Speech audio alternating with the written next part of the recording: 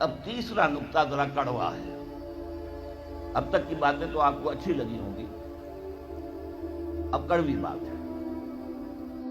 اگر تم نے روش یہ اختیار کر لی کہ کچھ حکم مانے کچھ نہیں مانے، یہ بڑی تلخ آیت ہے. میرے نزدیک قرآن مجید میں مسلمانوں سے خطاب کر کے اس سے زیادہ سخت کوئی آیت نہیں آئی.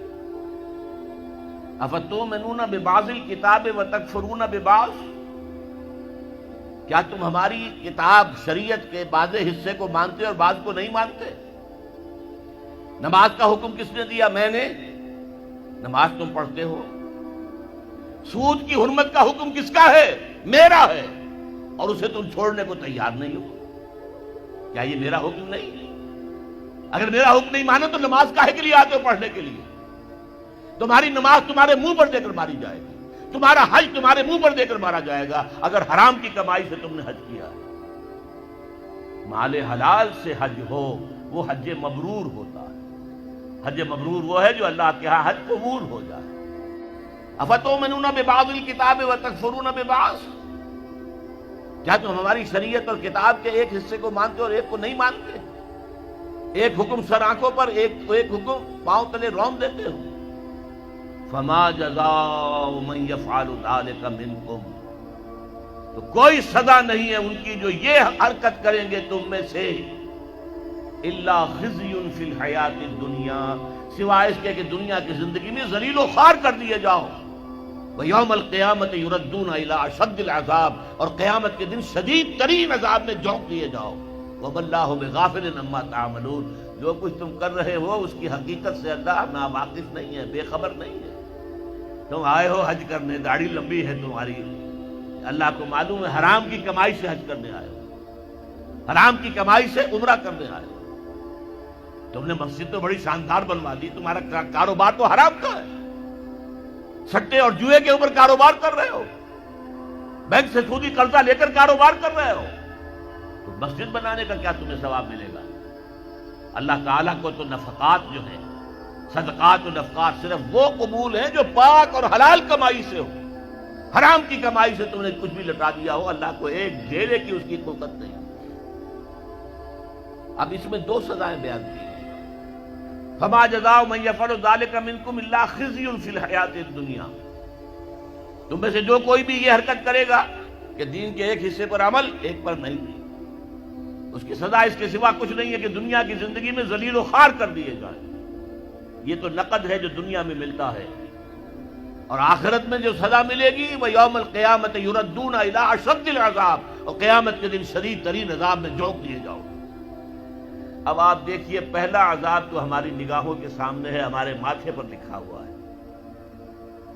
آج ہم بعض لوگوں کے نزدیک 150 کروڑ انسان ہیں مسلمان، ہر چوتھا انسان مسلمان ہے. کم سے کم 125 کروڑ تو ہے ہی ہے، گویا کہ ہر پانچواں انسان مسلمان ہے. کتنا بڑا علاقہ ہمارے قدموں تلے ہے.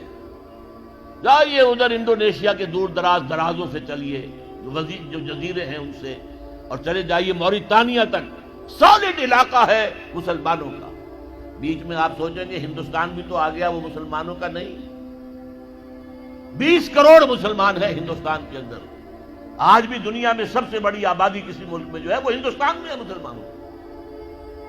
اللہ تعالیٰ نے ہر طرح کی نعمت دی ہے، ہر طرح کی معدنیات ہمارے پاس، ہر طرح کی نباتات.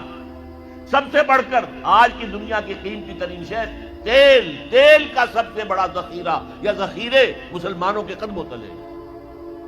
اس سب کے باوجود کیا مسلمانوں کی عزت ہے کوئی دنیا میں؟ کوئی حیثیت ہے؟ بین الاقوامی مسائل میں کوئی آپ سے مشورہ کرتا ہے؟ کسٹمی پرسد کے بھیا کس کی تم ہو کون؟ تمہیں کون پوچھے گا؟ ہم تو G7 بیٹھیں گے، G8 آ جائیں گے، G13 آ جائیں گے، G15 ہوں گے، اور کوئی مسلمان ملک نہ G7 میں، نہ G15 میں، نہ 3 میں، نہ 13 میں، کہیں نہیں. اور اب جو توسیع کرنے جا رہے ہیں سیکورٹی کونسل کے اندر، نئی سیٹ کس کو ملے گی؟ سعودی عرب نے حال ہی میں کہا یہ مسلمانوں کا حصہ ہے. کیسے حصہ ہے مسلمانوں کا؟ تمہاری عزت، تمہارا دھیلے کی عزت ہے دنیا میں کہیں؟ تم تو اپنے معاملات نہیں سنبھال سکتے، تم نے دنیا کا معاملہ کیا درست کرنا ہے؟ تم تو ہمارے ہاتھ بکے ہوئے ہو، پاکستان ہماری جیب میں پڑا ہوا ہے، سعودی عرب جو ہے وہ تو نامعلوم کب سے ہماری جیب میں ہے۔ تمہاری حیثیت کیا ہے؟ تم ہو کون؟ وہ ملے گی سیٹ اگر تو بھارت کو ملے گی، پاکستان کو ملنے کا کوئی سوال نہیں۔ تو یہ عزت کیوں آ گئی؟ کیوں نہ رہی ہماری؟ یہ ذلت کیوں آ گئی؟ فرمایا خزی فی الحیات الدنیا، دنیا کی زندگی میں رسوائی، بے عزتی۔ ایک تو سزا یہ ہے جو آج ہم پر ہے، اور بے کم ہمتی کا عالم یہ ہے، بزدلی کا عالم یہ ہے کہ ہم یہ کہہ کر کھڑے ہو کر کہہ نہیں سکتے کہ انف از انف، تم نے جو کچھ ہمارے ساتھ کیا ہے اب ہمارے میدان میں ہم مقابلہ کریں گے۔ اس طرح بکریوں کی طرح، بھیڑوں کی طرح مارے نہیں کھائیں گے۔ ہے کسی ملک میں یہ طاقت کہ یہ کہہ دے؟ ہاں بیچارے کچھ جانے وہ اپنی جان دے کر اپنا سوسائڈ بمبنگ سے اپنے آپ کو اڑا کے 8-10 کو اور اڑا لیتے، بس اور کیا؟ یہ حال تو دنیا میں تو جو ایک بے عزتی والا عذاب ہے، فما جزاء من یفعل ذلک منکم الا خزی فی الحیات الدنیا، دنیا کی زندگی میں رسوائی، بے عزتی۔ اب یوم القیامہ جو ہے مستحق تو ہم اسی کے ہو چکے ہیں کہ شدید ترین عذاب میں جھونک دیے جائیں، وَيَوْمَ الْقِيَامَةِ يُرَدُّونَ إِلَىٰ أَشَدِّ الْعَذَابِ۔